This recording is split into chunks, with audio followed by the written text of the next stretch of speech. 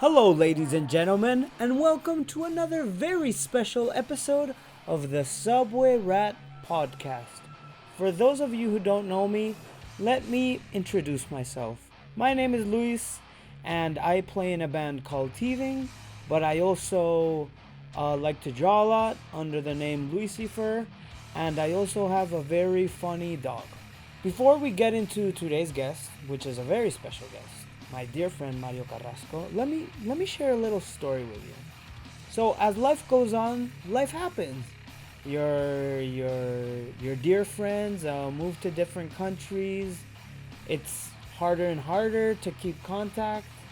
But when you all are in the same city, you make an effort to meet up. Am I right? So I decided, hey, let's make an evening out of it. Let's make a day out of it. So I said, what better? Bingo, please silence your mouth. Silence your snout, Bingo, while I tell this story. Bingo, for real, please. Will you please hush? I'm lucky enough to have a dad that has a very, very big and nice house. And he's nice enough to let my friends and I have the occasional barbecue with the beautiful green grass and the beautiful blue pool. So I decided to lie to my friends. I told my friends, guys, Pops, my dad, is getting rid of the house. He's going to be selling it. He's going to be moving. So we have to make a day out of it. And during the barbecue, at the end of the barbecue, I'm going to reveal that he didn't get rid of it. Why, you may ask? Did I decide to lie about this? Just to make the gathering much more special. I just wanted to sound a bit more nostalgic, a bit more, just a bit more special. So I don't know if I got my point across, but hopefully none of my friends listen to this. I'm guessing they won't, but if they do, please keep it to yourself. Anyways, today's guest is Mario Carrasco. Mario Carrasco is my friend. He sings in Svdestada. He used to sing in Khmer. He used to sing in Another Kind of Death, one of my favorite bands that's ever walked the cities of Madrid. Yeah, so please enjoy my conversation with Mario because he is beautiful. First of all, Mario, it's been such a long time. I haven't seen you during the whole pandemic. I don't even remember the last time I saw you. It's beautiful seeing your face again. You look wonderful and healthy and gorgeous like always. And thank you for joining me in the Subway Rat podcast. So, I think it's very important that you know, no pressure. I know you haven't practiced your English in a long time. So if we're 45 minutes in and you're like, Luis, fuck this shit, don't worry, we can go. The important thing is that you and me have a good time, okay? So no pressure, Absolutely. just good times. Okay, absolutely. I'm just worried about telling you something that people can want to hear because I've been thinking about it and I'm not sure that I can tell anything interesting for anybody. I mean, it's not. I've been thinking about films and music and what can I see or listen to that everybody is not listening to. You know, it's Okay. But but this is the Mario way. You are so humble when you have so much to give. I always tell you, you're one of my favorite um one of my favorite partners in crime while we've been on tour. So I just want to have one of those conversations you and me have had in the van where we bullshit and talk. So don't worry. Like I've approached a lot of people being like, "Hey, do you want to be on my podcast?" And they answer me. They tell me like, "But who the fuck wants to hear me talk?" Don't worry, Mario. This is for you and me, and for Bingo. okay for bingo. You have to invite me once this whole pandemic shit Uh-huh. is over.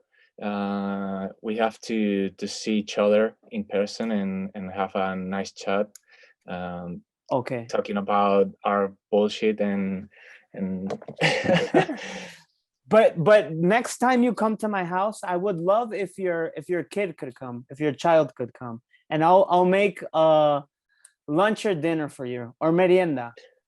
You was you were making tortitas or what? The last time you told me that you couldn't talk to me the last Wednesday, you told me that I have tortita time or Yeah. I don't know. I was so sorry because you know what? Last Wednesday was not a good day for me, and I had to call a friend, and I was like, in the past I would have been like calling a friend to have some beers or to do something, but now what I do is like I call my friend and I'm like, dude, I need pancakes with extra nata, with extra whipped cream. So I needed to have a good conversation. So I'm sorry, I had an emergency. No, sorry, because I can understand perfectly. I am really busy these days. I don't know why, but the last year I didn't have any freelance, or I can't remember. Mhm. And this year it's crazy. I have like seven albums or Wow. logos. I don't know why, but I'm not promoting myself in Instagram or whatever. So I can understand what's happening this year. I think that people wants this shit to end, Right. and I think that everybody's planning the next step in their lives. So people wants their album, their logo, their this shit. Dude, So that's sorry, I didn't want to interrupt, but that's great news that you're overwhelmed with work. For those listening that don't know, Mario is not only is he an amazing vocalist, he's also an excellent graphic designer, artist, and all-around illustrator. Can you tell us what you're telling me you have 7 clients right now? Can you tell us some of the clients you're working with? yeah, absolutely. I'm working for a Japanese band that is called Malwareful. I don't know then. I think that this is German or something. I can speak German. Okay. I can hardly speak English, so German is another level for me. But Malwareful is a band. It's like a hardcore screamo, noisy band from Japan, and they told me to do their next cover album, and I Excellent. think that they are releasing it maybe after the summer, because Okay. they are finishing the recording in summer, so maybe after the summer. And now I'm working for a band from Madrid that is called Vertebrae, and that is Okay. like a stoner sludge.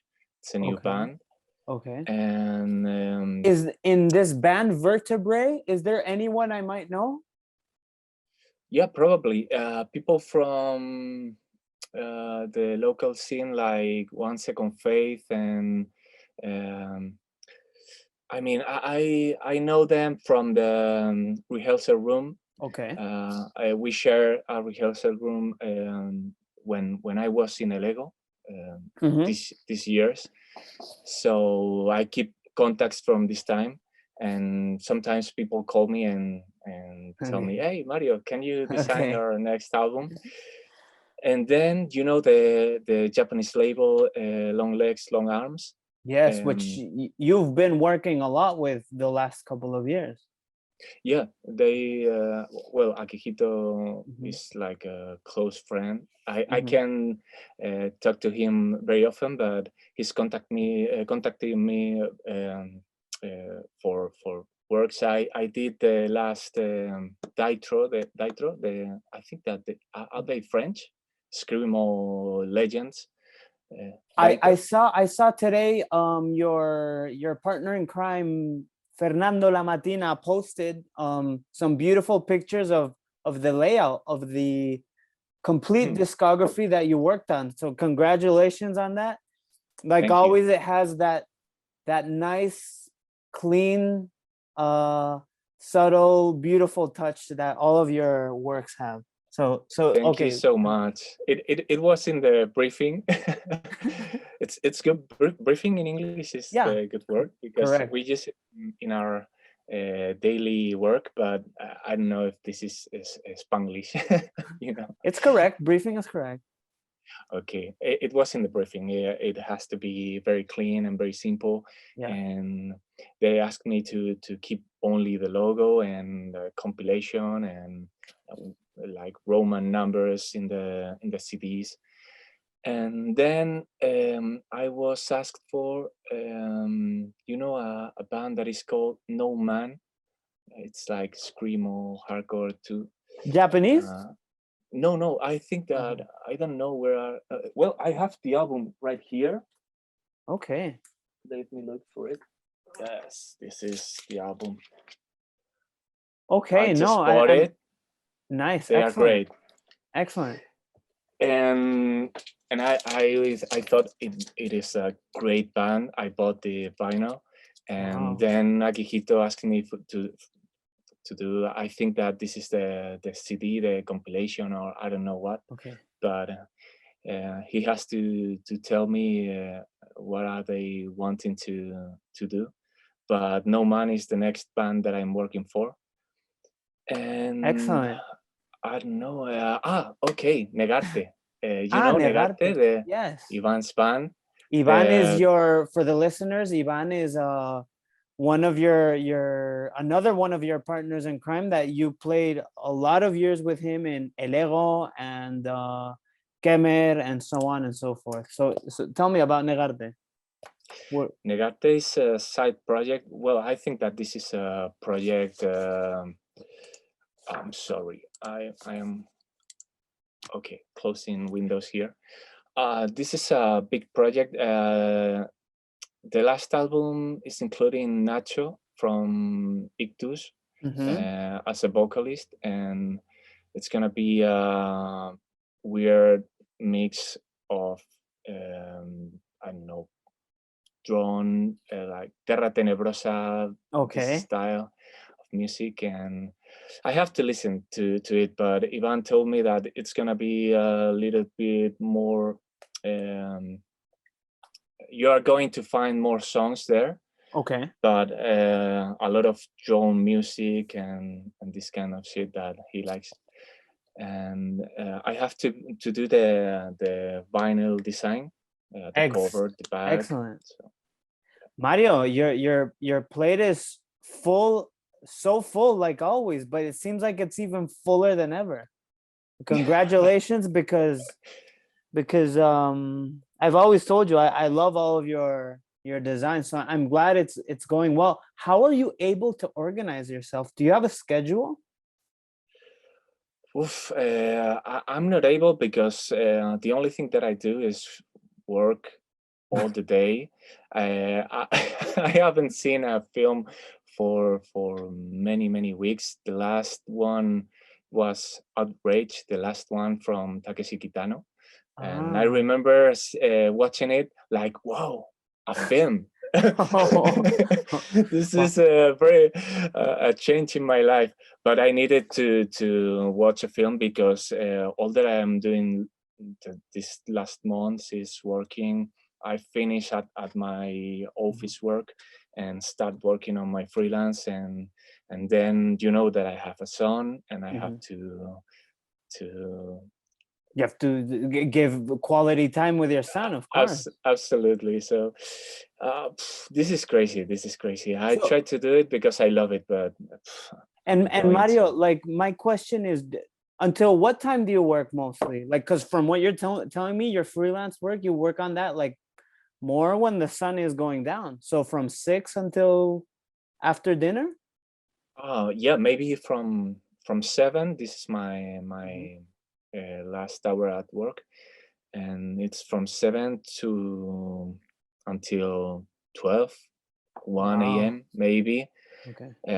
If I don't have to take my son to the school, I can stay until 1 a.m. But what I try to do is the weekend that I don't have the kid, I try to spend from Friday to Sunday working, Okay. and I don't know, it's easy now that because everybody is locked down, Right. and uh, it's Right. harder to meet each other. So Right. That's great. It's very inspiring to hear you, because I can relate, because I, even though I also work till 6 or 7, if not later, and sometimes it's hard just finding the balance, whether it's to do stuff for teething or to do illustration stuff for my things, or even this podcast or anything. So how do you do it? Because I think that you are more productive than me. I think that you are making a lot of you are going to the rehearsal. You are going to. yeah. I can see you watching films, having like time for yourself. Yeah. How do you do it? How Because do it's I think it's first of all, thank you very much. It's I need to follow a schedule.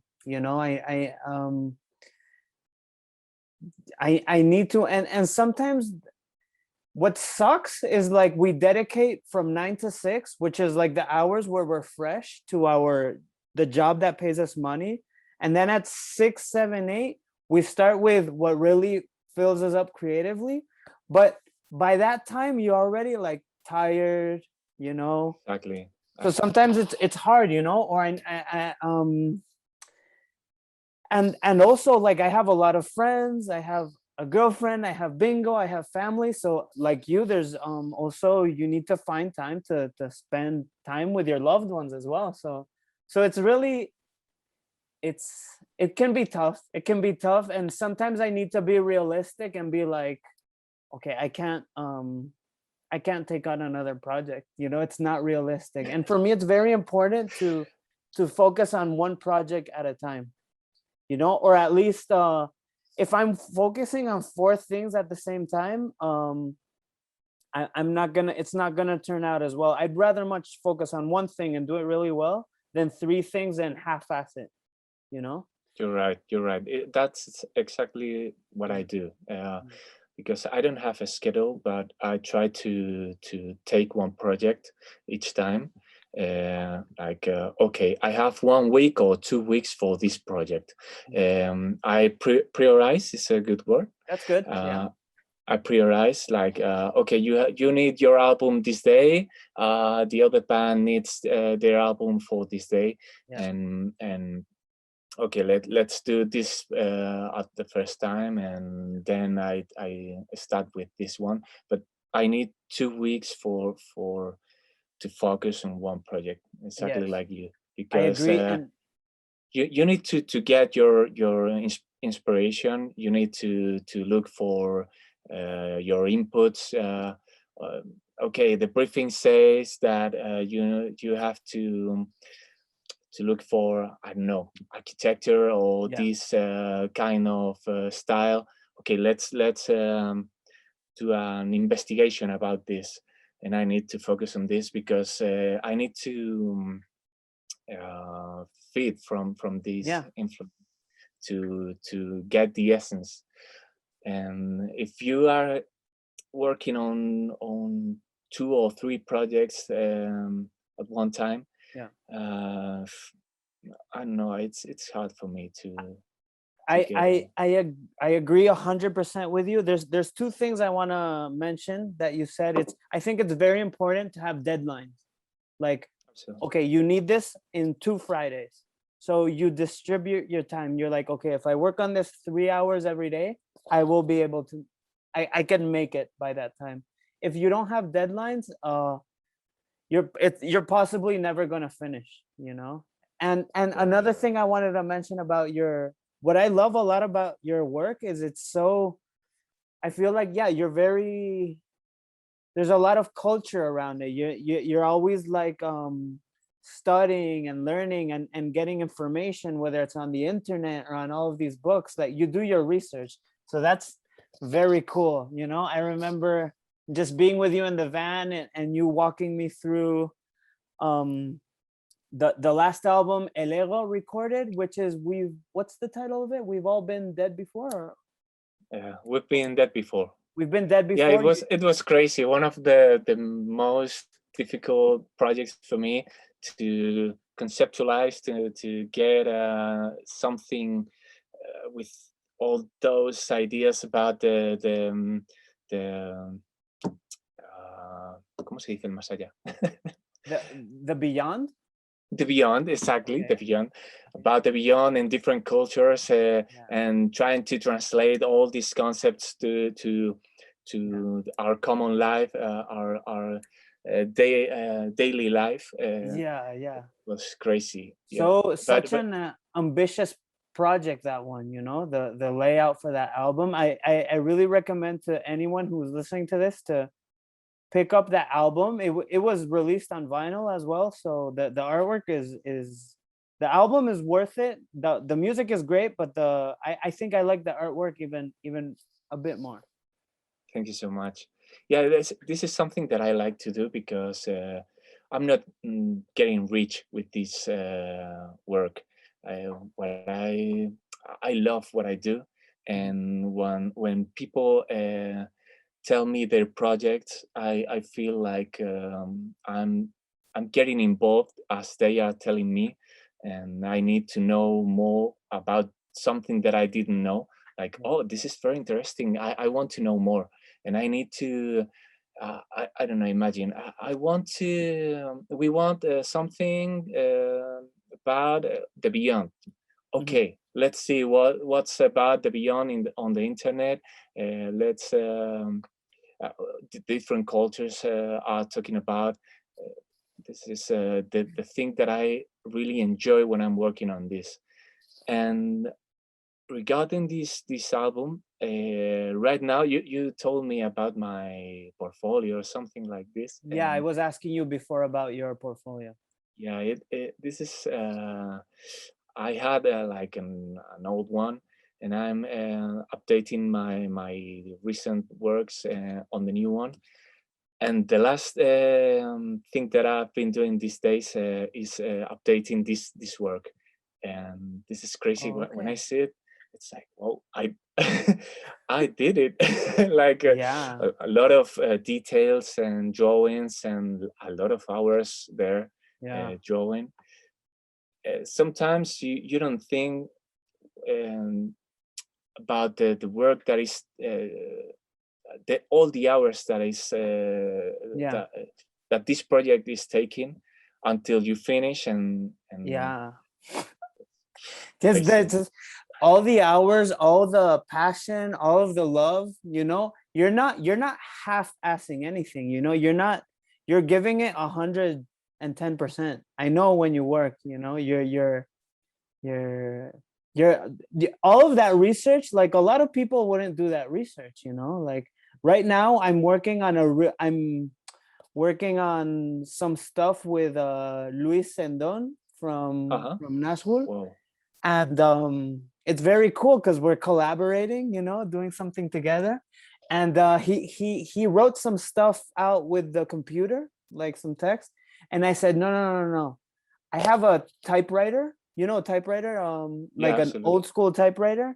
I'm like, I just got it as a gift. I want to type it out, scan it, and then we'll insert it. So it's not so digital, Your own process. You told me once, and it is amazing. I really admire you. It's not bullshit. I really love how you work, and I think you are like an inspiration for me. The way you do things, because I've become completely digital in these last years, because this is easy to use your tablet and draw. Yeah, and, it's very practical. Yeah, but when you told me about how you print and copy and paste, and it's great. Thank you very much. I appreciate your beautiful words, but for me, it's like there's no other way. Like, for me, it's because I've tried doing it the other way, and it's not the same thing. Like, for example, the Teething EP Ralph, first I did it digitally, and it looked okay. And then I said, it was already done digitally. And then I said, I'm going to try printing it out and doing it on my own. And it looked so much better, you know? It's more hours, it's more patience.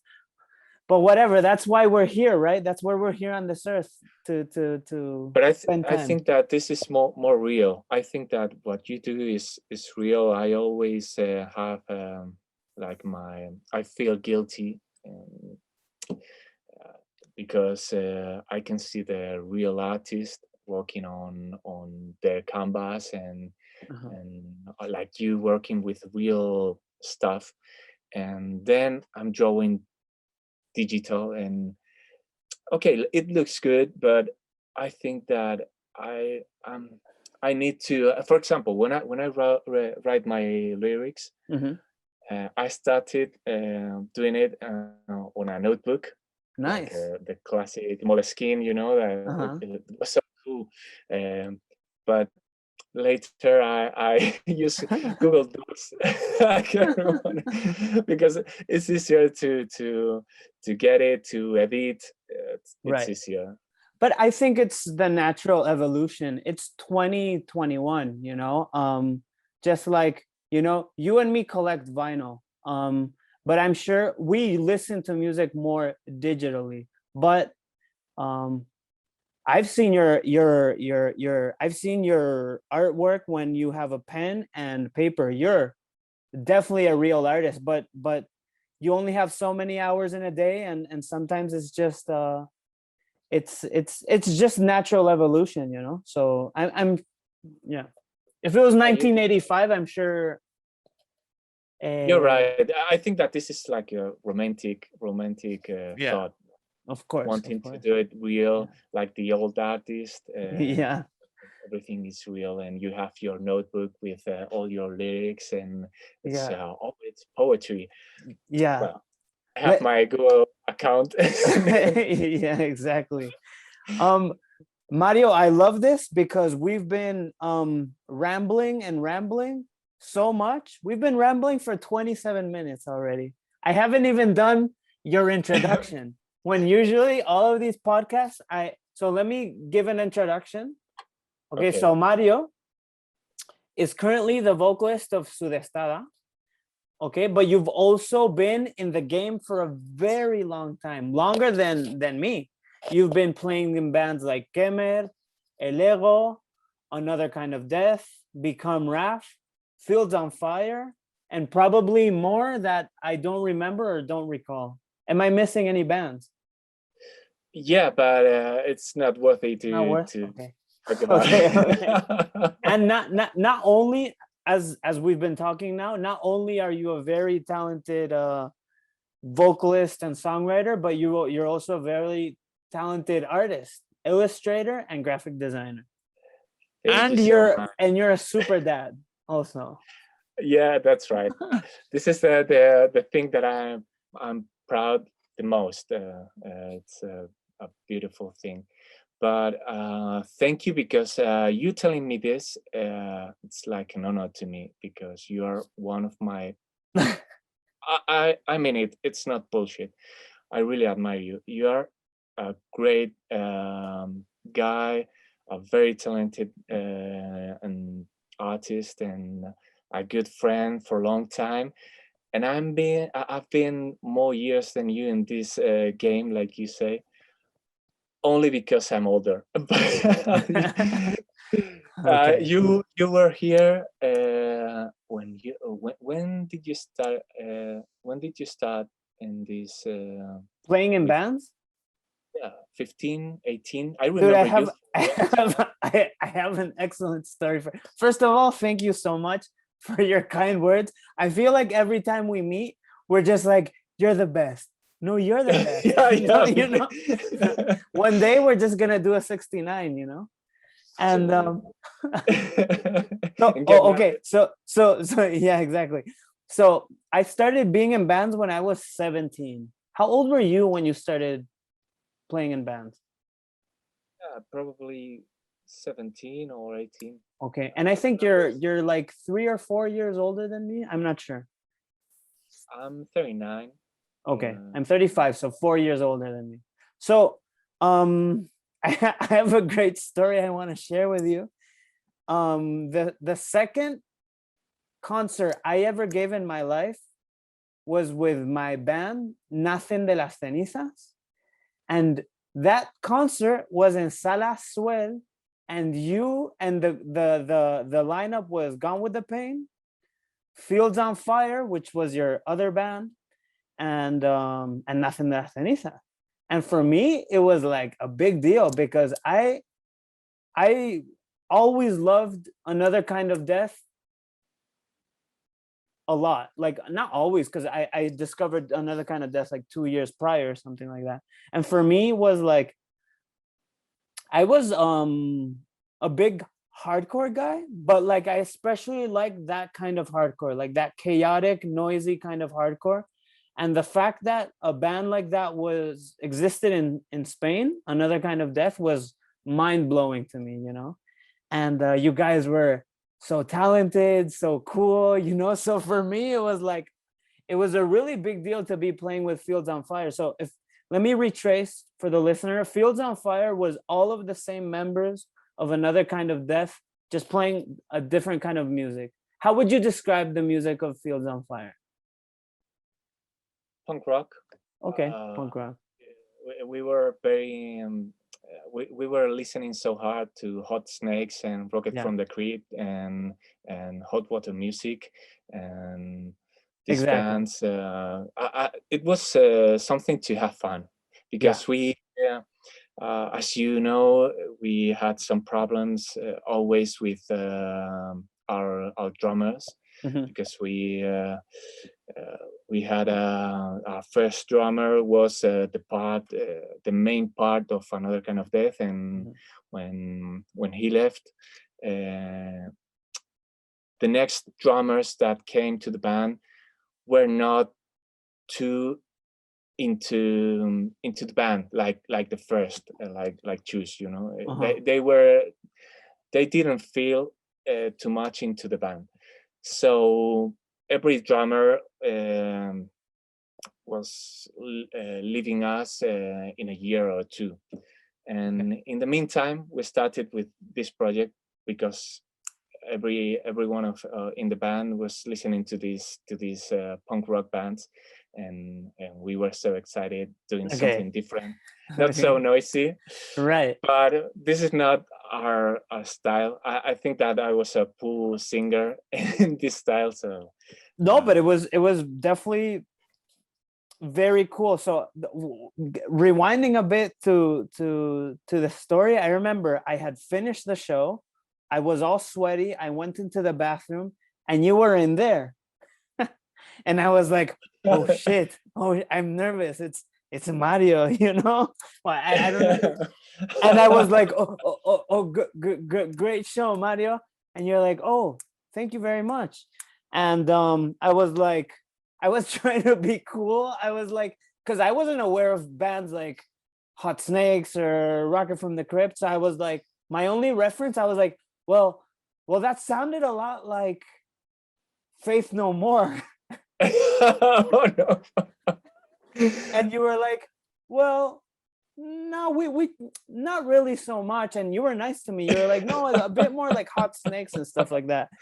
And I was like, oh, okay. So yeah, that was my only interaction with you. And then 10 years passed and we became friends. Actually, sorry. Tell me. No, I think it was a pity because we were in a bathroom and you didn't tell me, like doing some dirty things. Why not? It could be a good start to yeah, exactly. But now that I think of it, yeah, I think a lot of years have passed, you know, since then. I think I don't recall the story well. I don't know if it was you that was sweaty or me that was sweaty. I don't know who played first. Probably both. Okay, yeah. Both of us, because I sweat a lot in the shows. Yeah. It's like a gym class for me.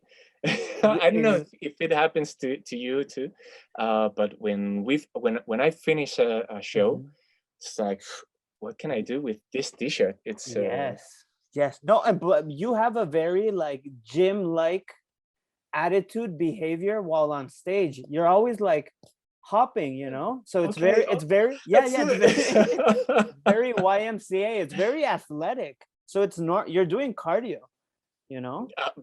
cardio. I'm going to die one day Yeah. on a stage.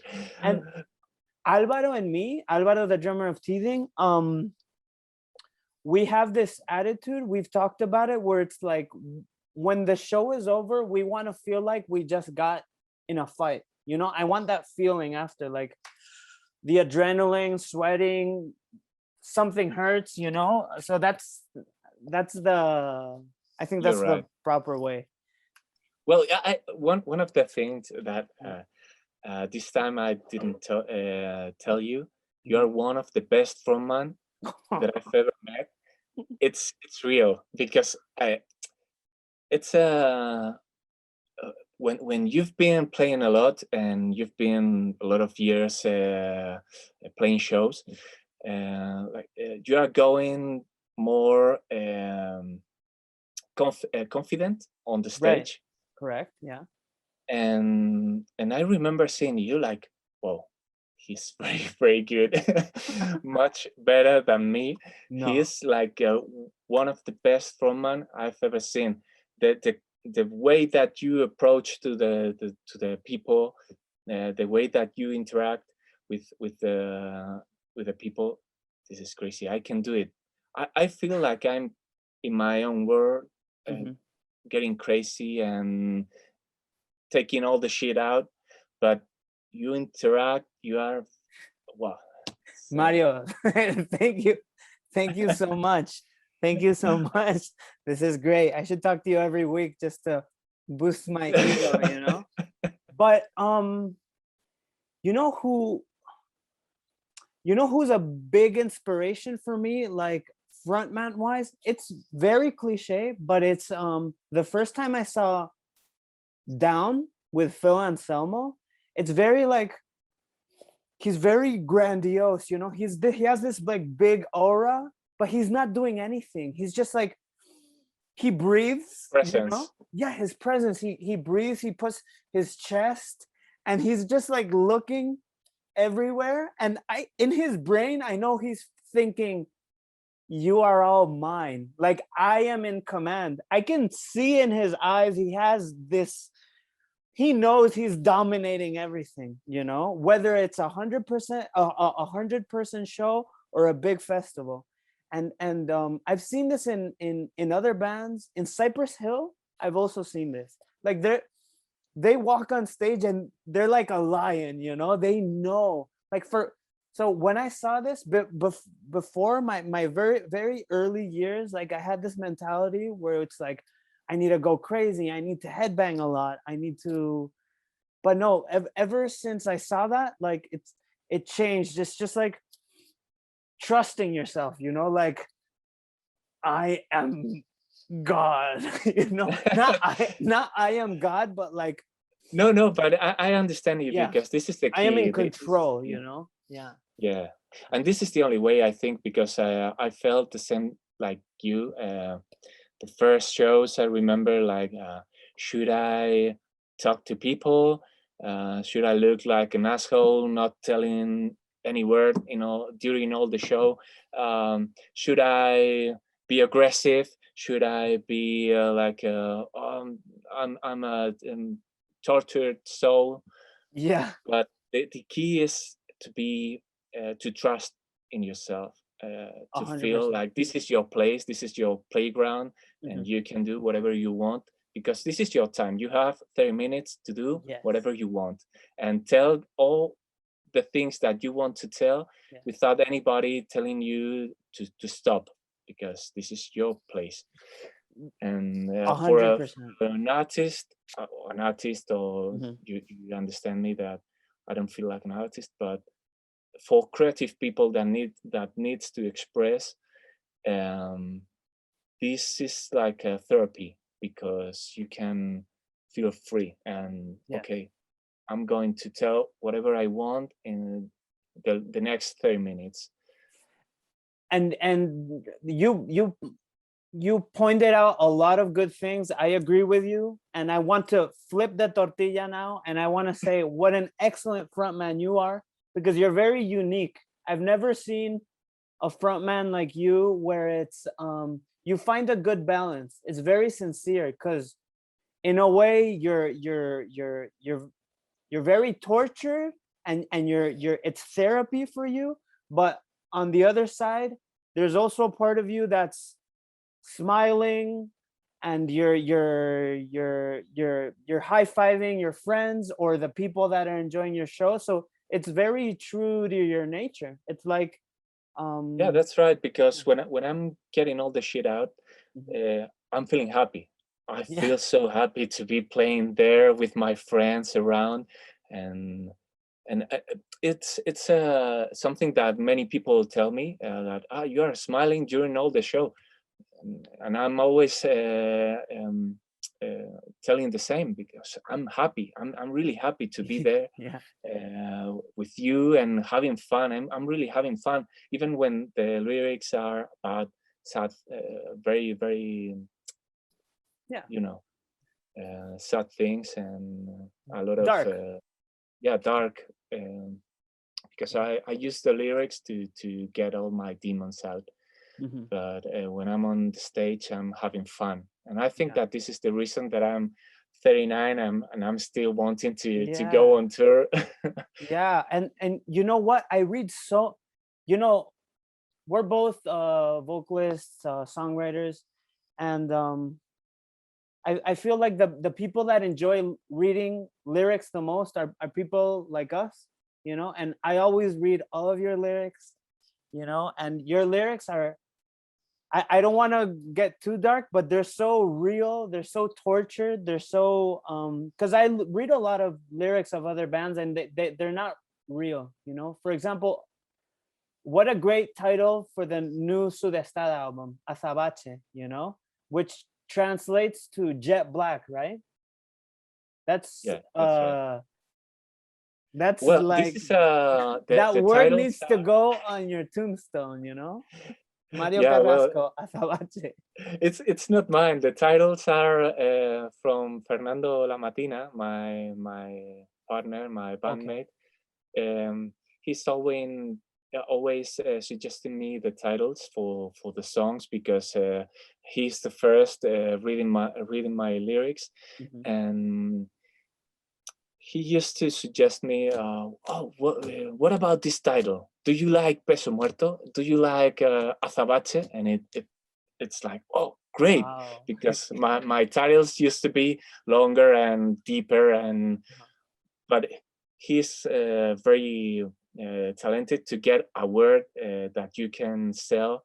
Yo Soy el Mar, for example, the Yeah. previous album, the title is his too, Okay. and he's always helping me with the titles, because he has this marketing thinking. Yeah, yeah, that's that's excellent. How does it feel? Because I know in other bands, like I feel like with Sudestada, you have like a weight off your shoulders. You have someone helping you a lot in this department, which is fair. Um uh I wasn't aware that he was so involved in the lyrics and in the, well, not the lyrics, the song titles or the visual aspect. So that Yeah, it's very how do you say in English? He can stay. Uh, he can stop. He needs to be doing something all the time, and when he finished the music, he needs to tell you about the lyrics, the titles, the design, the because he's a creative mind. He can stop, and he's more productive than me. I need to think and overthink all that I write, and he's always like, "Oh, come on, come on, come on! I need more." okay, okay. And sometimes he's suggesting me some lyrics too, but I try to stop him. Okay. Not because he's a very an awesome writer too, Hmm. but I try to get my own space on lyrics because I used to get my insights on them. So when we share the lyrics, I feel that I'm not. It's something too, Personal, no? yeah, personal, Yeah. and I need to express myself, and this is the only way. I let them do with the music and the titles and whatever they want to do, because we are like a team. Mm-hmm. But the lyrics are something that I want to keep for me. Okay. And he's writing now great lyrics for his other band, Yeah. um, Hest. I don't know the new band that he's Yes. in, and the lyrics are great, very Mm-hmm. very very good. But I don't know, I need my own space. I I completely understand. I don't know if this happens. I feel like in Svdestada you have a dynamic where it's maybe mostly you and Fer making these decisions, right? Not really. Hor is Okay. involved in a lot of decisions, and I'm like a creative soul. I'm always thinking about the lyrics, the design, the Okay. artistic part, but they are making the sending, the shipping, Right. the Okay. contacting labels, and this is essential for the band, because without Yeah. this work, the band is not working at all. Yeah. So Hor is like a manager. Uh, he Excellent. he's trying to plan the schedule, all the deadlines, and we need to have this artwork for this day, and we need to send all the shippings this day. He's Wow, you've all found such a good balance, you know. Every member has its role, and it must be nice, man. Like you know, with teething sometimes I'll come up with I have a dynamic with teething where it's I'll come up with a title for an album or for a song, and sometimes they don't like it, and I will be like, okay, if you don't like it, come up with something better. And they won't come up with anything, so I just keep it, you know, like so it's kind of like I have the first and final word in that aspect, you know. Like I remember the title, We Will Regret This Someday.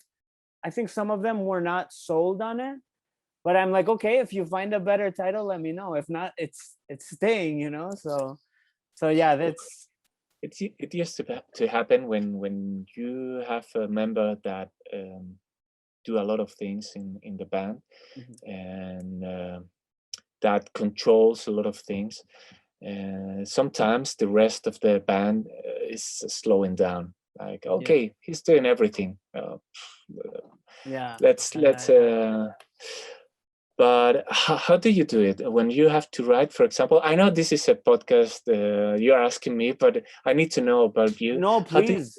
you I like, when sorry, I like the podcast to be a conversation more than an interview, you know.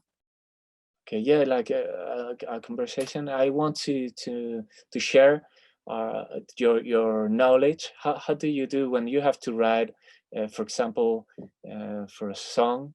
Hmm. How do you get inspiration? How do you start writing? What's Okay. Well, I think I'm sure you have this too. I have a little notebook where I write down ideas every day, several times a day, and all kinds of ideas. It can be, it's mostly lyric ideas, or just artwork ideas. So I have hundreds and hundreds and hundreds of ideas. So I never have a lack of ideas. So when the guys are writing the song, the instrumental part, you know, I'll look in my book and I'm like, okay, this kind of song makes me want to sing about uh X thing, you know. So I, whatever fits well. And sometimes it's not just ideas, it's just like cool words, or cool combination of words, or Yeah. So usually it's very easy to initiate ideas because I already have hundreds and hundreds of ideas. And It's funny because I do the same. It's very similar. and I have my notes, and uh, I get the feeling from the song, and I think that, well, I need to put something aggressive in the song to yeah. to to express something hard, and then you listen to a song that is like dark or gloomy or Yeah. sad, and you feel like you have to talk about your ex. Yeah, exactly. Dude, funny enough, like on the last time we were writing songs with all of these songs we recorded, we wrote this song and I was getting like, I don't know if this has ever happened to you. I was getting a sexy vibe. Oh, Like really? the song felt sexy to me. Really? It never Yeah, happened to me. no. So No, I was never. like, I need to write for the first time in my life a sexy song. So when you hear the new teething album, there is a sex song, you know? And I Oh, always had all of these ideas, but I never found the right song to write it. So there's a, wow, this is it funny was something new for because me. Yeah, it was yeah, interesting. yeah, it's interesting because Yeah. I've been listening a lot to a Britpop era, the Pop, you know the band, Pop, Pop, yeah. Oh, yeah, Pope, Pop, Pulp, yeah. yeah, and I've been listening a lot to them lately, and they write a lot of songs about sex, Okay. and I've been thinking about it this last month. Like, Wow. I want to write about sex, maybe in a shorter way, Uh-huh. something dark, but I need to write about sex because this is very important in everyone's life, Uh-huh. and I've never done it. It's But it's very fun and that's awesome. I can totally see you writing something because a lot of your artwork is sexy. Some of it, my artwork. yeah. The We've Been Dead Before is a Ah, very, is okay, very yeah, sexy. yeah. Even It's I lied. I wrote a song about sex in this album, and it's oh, called The Garden. okay, It's about frustration and not healthy sex, and it's about it. okay. Because I remember you telling me about this. Can you elaborate? Because this is very interesting for me. What the garden is about, or do you prefer we just No, read the? it's no problem. I remember I had a um, lot of time without funny sex or without sex, Mhm. and I remember feeling so Uh-huh. frustrated, and I needed to write about like the desert, the desert. It's the good pronunciation. Walking through the desert, like going in a The desert, cold and the desierto, desert. yeah. The desert is es un postre, ¿no? Postre, yeah. The desert. Okay, yeah, going through the desert in a long way under the sun, like feeling thirsty, very Okay. thirsty, and I needed to express that. And as I told you, I mixed all these concepts from the daily life of everyone with the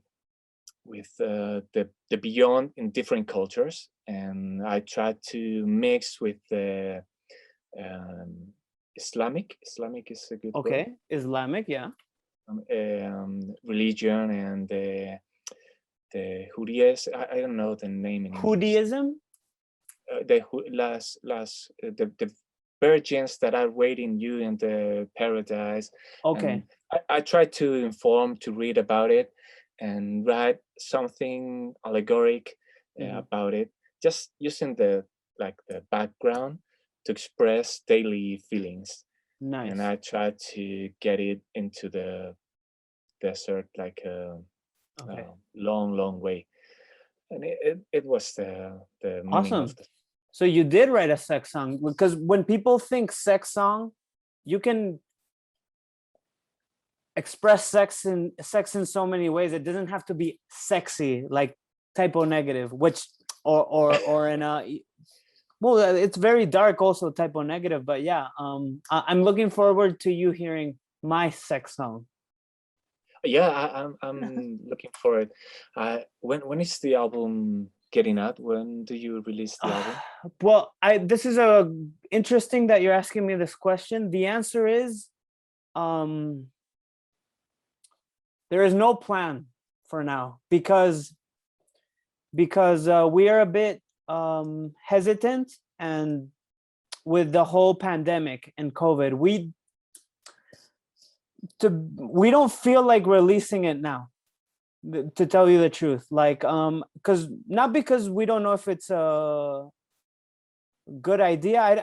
We think we did a really good job on the album, and we want it to get we want to release it when it can get the attention we feel it deserves. You know, like we feel like if we release an album now, it's gonna come and go in a week, you know? Yeah, it's going to, yeah, I understand. What's your experience releasing an album during the pandemic? Because you released Svdestada Azabache. Yeah, it was great. It was great because the album was about to be finished before the pandemic, and I remember all this shit started, and I remember talking to each other like, what do we do now? The album is finished. We only have to record it, and we've been waiting for so long since I don't know, maybe 2 years ago we released the previous album. Mm-hmm. And I remember talking to each other like, let's go into release it, and if we can play, it doesn't care. But I thought that the experience was great because everybody's talking about it, even more than expected. I think that we improved the album during the lockdown because we've been working on details and taking some songs out of the album. Mm-hmm. And I think that these details are now very important in the album because it's a better album than the previous. And releasing it, I don't know. I think that people is how do you say acogida o respondiendo? Like, They're having there's a great response from the people. right. Yeah. Excellent. Better than the one that we expected. So the thing that I'm missing now is to play with the band, because I feel that now I need to get it real, to get Right. on a stage and scream what I wrote. I need to take these feelings out. This is a perfect segue, because I wanted to ask you, like, how much do you miss touring, playing shows? Because it's been a year and a half or a year. I don't know. It's been a year. You know, how do you feel? Because I It's know hard to express. Yeah, I feel older now. I can tell you that I feel like 10 years older. I feel like my way of living, my style, my lifestyle is gone, and I'm older. I feel like stuck in time, and I need to start playing again, because I don't know. I feel like I'm a little bit dead. Not writing, not feeling the inspiration, not contacting with people, and feeling this need of creating things. Wow. Because when you are locked down and you are in your cave, you are dying slowly. It's like you are not evolutioning. Yeah. You are like dying. It's Yeah. like withering, like marchitándote. Like, Withering away. Yeah, you're rotting, no? Maybe te estás pudriendo un poco. Dude, exactly. you people have been asking me this question a lot, and I think you expressed it. You couldn't have expressed it better. I've always been trying to explain it to people, and you have the words I was looking for. This is exactly how I feel. I feel older, a bit dead, and yeah, you're stuck. You're stuck, right? And this is something that we need. We've been doing for many years, and this is our lifestyle, the way we live. And no, I don't have other hobbies. Is a yeah, good word. It's not hobbies. Spanish. It's, Well, like yeah, it's my pleasure is to be playing with my band and creating things and writing and feeling the world is alive. right. And when you are in your cave, this world is stopped Yeah. for you know. I don't know about you. I think you're similar, but my only social life was the world that revolved around the band, just playing those concerts. I don't really, maybe once in a while I'll meet with old friends for dinner, or something like that, but not really, yeah, just hanging out at concerts. Yeah, I'm also missing that piece. Yeah, most of my contacts are from music, Yeah. and sometimes I feel that I want to close down the Instagram, and I want to get out of this social network, Yeah. and I can't because many of my friends and my contact are from the music world. For example, the people in Japan Yeah. or the people in other cities that Yeah. I want to keep in my uh, in my contacts. In your circle. Yeah. Yeah, in my circle. And this is because all the people that I've met in these years are from music, from touring, and I have very good friends from Malaysia and Japan, and I want to keep them in my life. Exactly. Yeah. I feel like if I have the same feeling, if I were to close my social media down, I would close a lot of doors. This would, so sometimes when I feel, what I do a lot on my phone is I take the application off my phone, Oh, this is great. Yeah, This is great. so I don't close I don't close my Facebook or my Instagram. So if I do want to get on, I need to sit on my computer, I need to turn it on, so it's not so much an impulse where I have it on my hand, clock, clock, clock, like easy. When I'm uncomfortable, blah, blah, blah, or when I have nothing to do, clock, clock, or when I do have a lot of things to do, I'm there anyway. So Yeah, we have a good conversation here, maybe for another podcast. But the harm and the way that the social media have changed everything, uh, we have to talk about it, because I think I really feel it. I'm not from the millennial generation. I'm from the previous one, yeah. the X generation, I think. I don't know, but Okay. I remember living without cell phones, or living without internet, living without the Facebook. And I remember that life was much better than now. We had a lot of fun with only one or two albums. We didn't need to listen to 100 albums every day, on skip every song in Yeah. Spotify. It was, you have a tape. You remember that? Yeah, Yeah, of course. you had a tape, and you played again and again and again.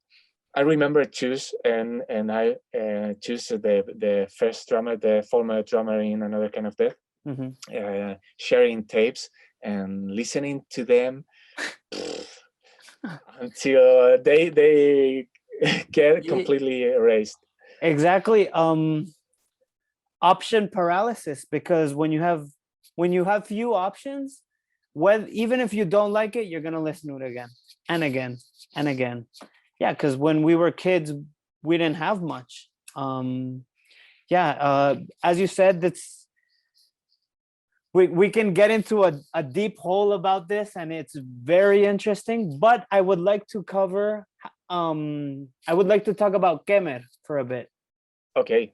because Khmer was a big part of your life for Yeah. many years, and it was definitely, it was very nice, because I remember when Teething and Khmer both came out at the same time in the same city, so it was very exciting, you know. And I felt like, yeah, for me it was an exciting time, and I feel I feel like you did a lot of important and cool things. Like you've toured the US, you've toured Japan twice, you've toured Europe once with Teething, which was an awesome experience. And Crazy experience. Do you remember that? yeah, With you, that drummer. wow, yeah, that was, do you want to share that story about how Teething and Kemet were on tour and all of a sudden Yeah, Kemet was absolutely. very handicapped? Yeah, absolutely. We had in Khmer, we had one of the most amazing drummers that I've ever met. That is Mitchell. He played in many bands from this country, and I think that he's one of the biggest in the scene. And but he has some problems in his back with the column. Mm-hmm. And I remember taking the plane. It was with you. I remember we were together in the same plane, Yeah, we or were in the same plane. Yeah. okay. I'm getting like Yeah, no, I'm I was trying to losing. remember. Yeah, we went on the same plane. Yeah, yeah. But I remember arriving and playing a couple of shows, and then he said that he couldn't play any other show, and he had to go back to Spain, and the rest of the tour was like an acoustic show. It was weird. I remember for me it was like making some theatrical Yeah. show. I Okay. remember like screaming Yeah. into the people uh, while my bandmates were playing so on a low volume With no distortion. with no distortion, Yeah. and my vocals are so harsh, Mm-hmm. and it was so hard to me to get into the acoustic music. So I remember doing like I don't know, like play. Yeah, you do like your creepy crawl thing. That's right. Nosferatu, you know? Yeah. That's fair. Yeah, yeah. I remember that. Yeah. It was funny, but it was so frustrating because I remember watching you then, Mm-hmm. uh, and it was like, wow, this is the kind of energy that I need tonight.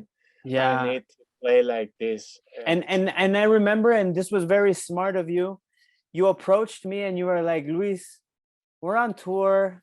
I'm not getting the therapy I need, the angst I need to release. You were like, what do you think if I join you guys for a song every night? And I was like, that's a great idea. I don't know how I didn't think of it before. And it was such a great idea that we kept on doing it, not only on the tour, but just whenever we would coincide. If you were in the same city that Teething was playing, you would join us, and yeah, and it was that was a good. There was some unfortunate circumstances during this tour, like the one you said, but we shared a lot of great times, you know, a lot of great meals. We became even better friends, you know, because vocalists, many times the vocalists are the ones that set up the merch, so we kind of, you know, bond setting up the merch together. So that was cool. I Yes, have I we have can good talk a memories. lot. Yeah, I remember I have a lot of memories besides the shows, and it Mhm. was great to share the stage with you, and to play and sing a little part with you was one of the highlights of every night. I remember in Austria. Do you remember that? That was great on the Fluff Fest in Czech Republic. It was Yeah. crazy. I have many videos from these shows, but I remember. Do you remember you on the on the van? Yeah. It was a lot of fun. I have the video. I can Yeah. watch it like 100 times. So the story was that we were stuck in traffic, and I was getting so frustrated. I was like, "Oh my fucking god!" Because we were stuck. So I just got out of the van, and I crawled on top of the, what's it called, the capot, The front of the van, the yeah. front of the van, and I was just like a gorilla, like, ooh, ooh, ooh. I didn't remember what you were saying, but it was so funny. Like, quiero Yeah. llegar, quiero llegar. I think I was, me aburro, I'm getting bored. Me aburro, me aburro. Me aburro. That's right. I have the video. Yeah, that's interesting. Do you remember this because you have a video or because you remember the moment? No, I remember the moment. Okay. I remember the during the show. Maybe it was the real life for me in the last years. I don't know if you think the same, but um, I can remember when I have to tell somebody about my life. Mhm. I always get back to the tour. I'm Okay. always telling stories from the touring, Yeah. from touring, and telling this kind of stories. And it's my the things that I have in my mind, my yeah, you So understand me. are you telling me, like, when someone random, whether it's someone that's not from the scene, is this what you mean? When someone asks you about memories, Exactly. the first thing that comes to mind is touring? Yeah, the memories that keep in my mind Okay. are the touring memories. Yeah. Uh, it's like the time that I've been alive. I remember many things, but Yeah. the memories that are fixed in my mind Yeah. are these memories, and they are great. I, I I can, yeah, I I agree remember. with you. These are very, like, vivid, and I think it's also a feeling of, I don't know, I think you are too, a very romantic person in the way that I just love the feeling of being in the van and seeing trees pass by or a city pass by, and being in a van with people that are doing the same thing, a collective. Just, it's a very proud feeling, so That's it's right. it's a very fulfilling, it's very, being on tour is very fulfilling, and it doesn't matter if we're playing in front of 3 people, because we had a lot of those nights. That's fine. And it's just, I have great memories. I remember one of the first shows on that tour was, like, I don't remember, somewhere in Germany, and there must have been, like, between 4 or 10 people, but it's okay because the promoters, which were very two nice, sweet girls, the food that night was a pizza buffet. We were able to make our own pizzas. How fucking cool is that, man? Where all of us were, there was vegan cheese, there was normal cheese, there was mushrooms. We went into the kitchen, and these squats in Germany are amazing, man. Like, they're better It's than another most level. houses I've been to. So It's yeah, another level. yeah, Yeah, this as you said, it's we don't care to play for one person. It's okay. I'm going to sweat my t-shirt this yeah, night for this person because what I'm doing is touring with my people, doing something that I love. I'm not earning money with this. I'm losing a lot of money, and I do because I believe in this and I really love what I'm doing. As you said, it's a romantic idea, yeah, and we are in this only because of that. You don't need more reason, more motivation. yeah, It's enough with that. And well, this yeah, day was man. great.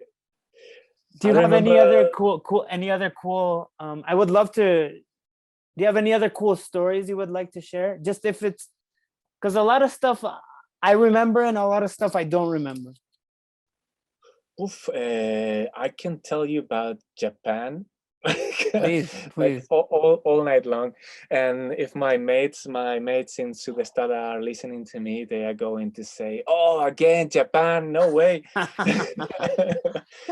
But this story is great. It's a never-ending story because you can start from the beginning to the end, and you have a lot of crazy moments and shocking moments, a big jump, a big skip in culture. And they are lovely people, but they think very different from us. And I remember, for example, they have a different concept of. I remember touring in USA. Hmm. It was like a more underground scene, playing with people like you, Hmm. and everyone is into the music, into the scene. You are going to squats and this kind of places. Hmm. And I remember arriving to Japan and playing in a big venue Wow. for almost 400 people, and Wow. even people with the suit, like they've been working 1 hour before with the Wow. suitcase, and um, like watching you, and then getting crazy like nobody, like, whoa, we are Guns N' Roses or Mhm. something like that.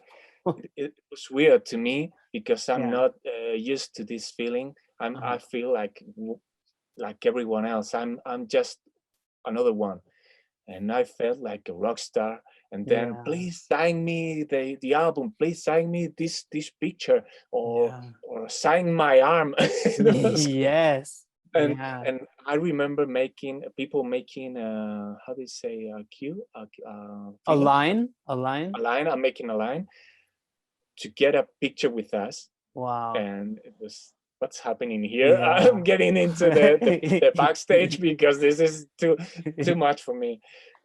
But lovely people that are, oh, arigato, thank you for coming to Japan, and you feel overwhelmed, like, Yeah. oh, it's too much, I'm not used to it. uh, Okay. This is Amazing. I remember you sharing these stories with me because when you shared these stories with me, I hadn't toured Asia yet. And then and I was I didn't know what it was gonna be like. And when we toured Southeast Asia, we did Philippines, Malaysia, Thailand, Singapore. There was the venues were not as big as you were saying, but people were very passionate to meet us. As you were saying, like there was after the show, like a line of people that want to take pictures, that want to get your autographs. And man, I loved every second of it. I was like, fuck yeah, man. Like we're the party, and Alvaro very much too. And Alvaro and I have this internal joke that's like when we're back in Spain or playing France or playing Portugal, after the show, we'll go up to people and we'll be like, you want an autograph? You want a picture? Because we're used to it, so we miss it. So I've talked to bands where it was too overwhelming, it was too much, and they didn't like it, but I enjoyed every single second of Yeah, it. it was.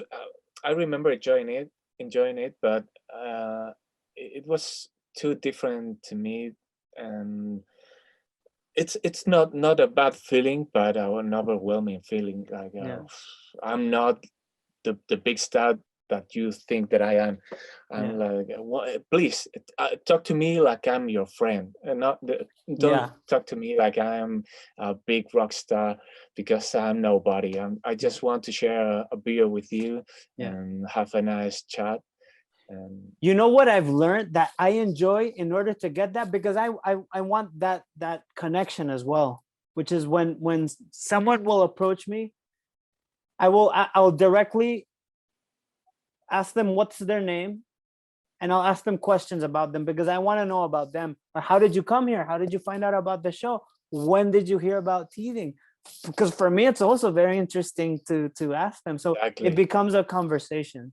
exactly. Um, I miss We have that. Yeah. we need to have a conversation about that, because I think that I've been talking a lot about Japan, but we didn't share your experience in Asia. I remember that the last year that Khmer was playing, I Mhm, remember we had a similar tour mhm, in Malaysia and Thailand, but it couldn't be real. And I remember doing our last tour in Spain and Portugal. mhm. But I want you to tell me about the experience because this is something that I want to do in the future. This Um, this experience was my favorite experience I've ever lived with TV by far. Touring wise, recording wise. Another thing that comes to mind, a very proud moment for me, was making an action figure for TV. Just I think I'm a very nostalgic person. So being able to make a toy of my band was a dream I never thought will yeah. happen. But just playing, I think it was extra special for me because I was able to play in the city I was born, which was Manila, Philippines. And the feeling of going there, and I don't know if I feel at home in Manila, just the sense of humor that people have. People are so lovely. I can talk to them about, you know me, I'm a proud Filipino. I'm always I love talking about Filipino food, Filipino culture. So, and everyone there is so nice. And when we played the show, my uncle was there, my cousins were there, and I have a lot of history there. I dedicated a song to them Well, and to some of my family members that unfortunately have died because of cancer. I dedicated to them, and it was just I could have teething could have ended there, and what's really cool is during this tour our friend Kike accompanied us. Kike is a good friend of ours, but he's also David's working partner. They make videos together. So Kike asked us if he could join the tour just as a friend, and he would. oh, lucky guy.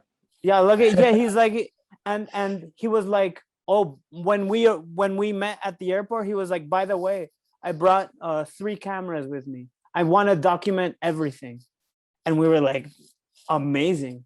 So I don't know if you know, but I put together a documentary of But this it's tour. public No, or it's not public, but it's okay, because I'm no, thinking that, well, I want to see yeah, it. but it's done. What the only thing that needs to be done is the finishing touches. We need to um mix the audio. We need to um color correct the yeah, all of this kind of stuff. But it's done pretty much, and it's a long documentary. It's like an hour. I also me and Nacho, my coworker, my friend, we interviewed every member of Teething. So it's a really cool documentary. But it's cool because I feel like maybe it's taking on that documentary is taking a life of its own now, because maybe that's the last tour we've ever done. Maybe it's the last tour ever. I don't know. I don't know if touring is going to be realistic for bands like you and me, or for any bands. Yeah, So so I so understand. so maybe we need to retitle this documentary to like the last tour or something. So you'll be able to see our experiences, and it's a very funny documentary. You can see Alvaro. You can see all of us sick. You can see Alvaro shitting in the woods. You can see Antonio very frustrated because he's tired of eating Asian food. He just wants some chorizo and some tortilla. You Yeah. know, yeah. It's a nice documentary. But one of the reasons we didn't release it was because I had um, a very ambitious idea about this, which was I didn't want to just like put it online. I wanted to premiere it in a theater, and Whoa, we could all gather, and you could come, and we could set up a please. merch table, you know, and like make it like the same way we set up concerts.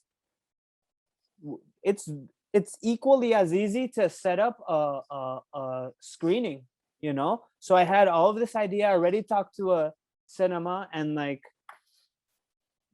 yeah. So I don't want to release it yet, because for me the hard work paying off is being able to see it with all of our friends, all of the people that like teething in a movie theater, you know. It's amazing all the great, awesome, genius ideas that you have. It's amazing. I remember the toy. Yeah. It was like this guy is a genius, and what you are telling me now, it's crazy. It's I think that only you can have this idea, and well, I'm Thank really you. really looking forward to see this documentary, and I'd love to be there with you. Of course. I can take all your shit and all your baggage during all the tour, only if you let me to be there. Of course. It's I will, after this, I will send you a preview on WhatsApp of like an episode or something, if you want. great. Because it's divided in 10 different episodes, so you don't have to watch the whole. You can either watch it like a series, or like, Yeah. or you can put it all together like one big documentary. In the theater, we have Oh, to yeah. to watch the long version. Of course, there will For be a yeah. And of course, I had all of these ideas about releasing it on VHS as well, if you wanted the Yeah, physical I was copy. thinking on that. I thought that the VHS it was. Mario, because I know we've been talking for a long time. How are you feeling? Can you handle this in English?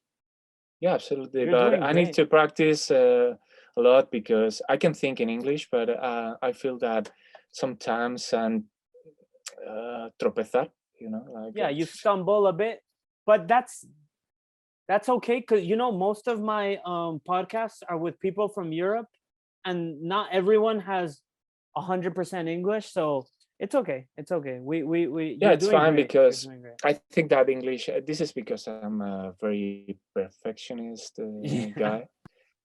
But I think that language is a tool to understand each other, Yeah. nothing else. And I'm really happy to can talk to people that is not understanding Spanish or whatever, because Yeah. this is the way that we can contact with people from other parts of the world. Exactly. Great. And Mario, before I let you go, I want to do two more things. I want to, because usually when I begin the podcast, I ask every person, we talk about food. So I want to talk a little bit about food with you, okay? So Mario, I want to know, before we leave, if you prefer sweet or salty food. This is hard. Probably sweet. Oh, really? You prefer sweet food? I was expecting Uh, salty, because you're such a it, healthy guy. No, but it's hard because I really like the sweet food in the morning, but after in the afternoon I'm salty. So, But my favorite food is the same as you, the same food. Probably, I and think what's that the answer? What's the answer? I think that pizza is your favorite food. Ah, I it's not though, but I love pizza, man. Ooh. Well, I really mean it. Pizza Okay. it's my favorite food in the world. How many times a week do you eat pizza? Probably once Okay. You once try a to, week. but you could do it more, but you try to do once a week. Yeah. I can eat more, but I try to have a healthy diet. Yeah. Not too much cheese and Yeah. And what do you make? Do you do homemade pizza or you order it? homemade. Okay. Do you make everything? The Not always, because I buy the base, Okay. then I use the base, with Yeah. tomato and cheese and whatever you want to add. Dude, that for me this is super interesting, because for me, in the ideal world, I I used to do this more before. I've been slacking, but I would make a lot of bases and just put it in the freezer, and then so I would just. So what? This is the next step for me. Yeah. What? And another next step is apparently, a very smart, healthy, and delicious option is making the base out of cauliflower. Oh, really? Apparently this is possible. You can like there's recipes where you can get a very similar texture, and you need to squeeze out all the liquid, and you get a very cool texture. You but can share with share with me in WhatsApp. The one that told me about this was David's fiance girlfriend Savannah, that she makes cauliflower base. But where do you buy your base for the pizza? In Mercadona. Okay, which one do you buy? Because that's, I think there's one I really like in Mercadona that has like quinoa and like seeds. Is this the one you buy or no? No, one simple that it's raw. It's a green package. It comes with two, right? Yeah, that's right. Okay. So now that we've covered, before we continue, where's the best pizza you've ever eaten? What's your favorite pizza place? My favorite pizza place. This is hard because maybe here in Madrid, but I can't remember where, because I'm not too picky with the food. I really like pizza everywhere. It's hard to me, for me to not liking a pizza. Yeah, but I remember probably with you, it was great in Berlin. Maybe it was when we met with Gabo from Implore, and we went to like a terrace outside. We ate at this place outdoors. Was it that one? Yeah, it was called. No, it was called a pizza place that it's called something like Zeus, Zeus. Olympus or something like that, like something Greek. And I remember having a pizza there. They were vegan, no? The pizzas? Or that's the one I remember. I don't remember if they were good or not, but I remember enjoying it. Yeah. I always enjoy a pizza, but probably the best one was in Madrid. Probably I had a lot in Italian restaurants, and I remember thinking, wow, the texture of the base, the crunchy. It's crunchy, very good. Yeah, excellent. Okay, so now we're gonna do, Mario, the lightning round. I'm gonna ask you 2 questions, and you need to give me 1 answer. Okay. 1 answer for 2 questions, or? No, sorry. I'm gonna ask you if you prefer A or B, and you're gonna answer. Okay. Okay. But Mario, before we continue, I'm going to piss. Okay. Okay. Mario, do you prefer paella or spaghetti?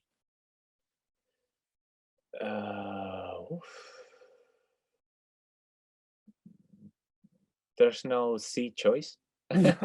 Oh, you don't like either? I like both, but similar, not especially too much. Paella. Okay. Paella. Okay. Oreo or Chips Ahoy? Oh, which one is the first? Oreo? Chips Ahoy. Chips Ahoy. Okay. Donut or cookie? Donut. Okay. Japanese food or Chinese food? Japanese food. Okay. Toast for breakfast or cereal for breakfast?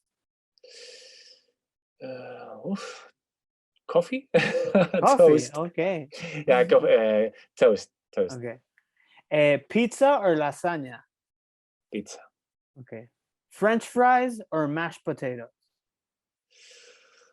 French fries. Okay. Haagen-Dazs or Ben and Jerry's? I can tell you, Haagen-Dazs. Okay. And last question, what is your son's favorite food? My son's favorite food. El cocido madrileño. Really? Cocido madrileño. Wow. How do you say in English? I don't know. I can you explain what it is though? It's It's I don't know. I'm not good with cooking yeah. vocabulary, but a Okay. big pot, with I'm looking for the Okay. name. Okay. Okay. Cocido in English. I remember looking for this cooked, like cooked. No, it's not. It can be a stew. It's hard to explain. I Yeah. don't know. How do you explain it?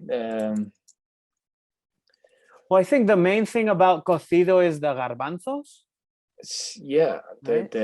I'm looking The for it. chickpeas. Chickpea. Yeah, Yeah, so that's the main thing, but and then it accompanies it with a lot of different type of meat, like chorizo, and cerdo. vegetables. It's like Yeah, a pot with you mix all together and yeah. boil it, and it's a classic for poor countries. Yeah. Do Yeah, you all ever together. have you ever made it or you go somewhere? No, cocido never. What I can do is beans and lentejas. How do you Okay. say Lentils. Yeah. lentils? Okay. But it's I don't like it too much. I don't like it Okay. too much. Okay. It's too hard for my age. Yeah.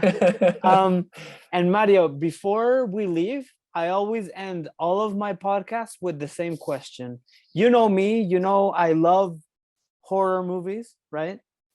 And I wanted to ask you if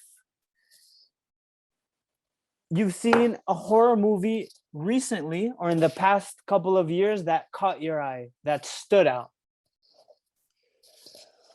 Oh, probably more than one. Well, I like The Witch. Okay. It's I haven't great. seen The Witch yet. It's not for everyone, I Okay. think, but there is probably a better one.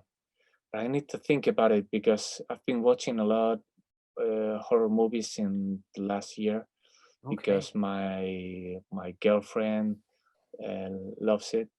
Nice. But Okay, please uh, think. We have time. We have time. You can think. I need to. Well, I can. It's hard now. I can Okay. tell you in WhatsApp because I'm going to Okay. remember Okay. later. But I caught you on the spot. Okay. Have you been, but but the movie you always recommended to me was Tetsuo. yeah, that show is great. Not Shinya ex Tsukamoto. Yeah, not exactly a horror film, but definitely Yeah, I like this kind of horror films, like mhm, more weird stuff, like yeah. Eraserhead and Okay. something taken from a nightmare. And Dude, it's dude, dude. The I recently bought Eraserhead on Blu-ray, and I told my girlfriend Sarah, sit down. We are gonna watch Eraserhead tonight. Whoa. And halfway through the movie, she was like, Luis, I'm getting very nervous. I'm getting like anxiety. I cannot watch this movie. And I was like, please, let's watch it. She's like, I'm sorry, I can't watch this movie. Like, let's watch something easier, you know? This is amazing because I think that David Lynch is a commonplace, but I think that he's a genius. Yeah. He makes me feel like I am in a nightmare, like Yeah. having a bad dream, and you are feeling very uncomfortable. Mm-hmm. Like something weird is happening here, and I'm feeling in myself. Yeah. I remember the first time that I watched this movie. I had to go to work to a supermarket that I was working Mm-hmm. in a supermarket, and I remember walking by the street like, well, I'm stoned. I'm like feeling bad. I have a bad feeling Wow. inside, like there's something weird is happening to me, and the reality is it's not good. Something is happening here, but this is Wow. That okay, yeah. So it was a unique experience yeah for a sure. unique experience. It's a pity because I can tell you but a good horror movie, but I'm not remembering now. Don't worry. You'll tell me on WhatsApp, or I'll have you on in the future for part 2.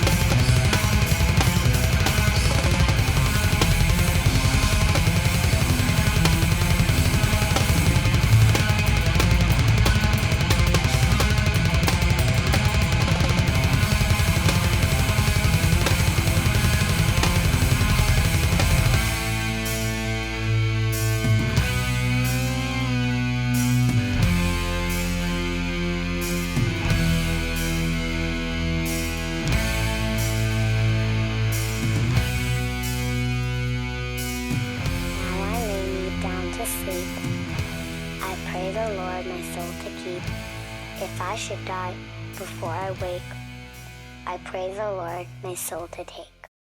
That was Another Kind of Death with Iron Butterfly. I know the correct thing would be for me to promote the latest Svdestada record that came out a couple of months ago. It's a killer record, but I just really like this early Another Kind of Death material. This is from the early 2000s, man. Like, no one was doing this shit in Madrid or in Spain. Fist bump, digital fist bump to my dear friends in Another Kind of Death and Mario. So please pick up Azabache, the latest Svdestada album.